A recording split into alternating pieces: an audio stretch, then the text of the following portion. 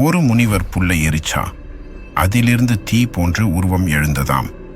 அந்த உருவம்தான் கருப்பன். அவன் மனிதன் இல்ல, தெய்வம் உருவாக்கிய சக்தி.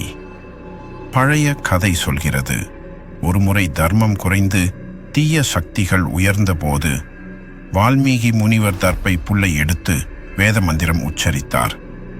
அந்த புல்லிலிருந்து ஒரு ஒளி பாய்ந்தது. அதிலிருந்து ஒரு மனித உருவம் உருவானது. அவன் கண்கள் சிவந்தது. அவன் மூச்சு தீ போல் இருந்தது.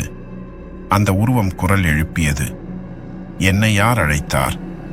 முனிவர் சொன்னார், நான் அல்ல, தெய்வமே உன்னை அனுப்பியது. அவன் தன்னையே அறிமுகப்படுத்திக் கொண்டான். நான் கருப்பன், தர்மத்துக்கு காவலன். தர்மத்துக்காக பிறந்த தெய்வம் நம்ம முன்னால் நின்றா நீங்க என்ன கேட்பீங்க அவனிடம்? அவன் பிறப்பு மட்டும் தெய்வீகம் இல்ல, அவன் ரத்தமும் தீ போல் இருந்தது. பார்க்க பார்ட் 3, வீரத்தின் ரத்தத்தில் பிறந்தவன்.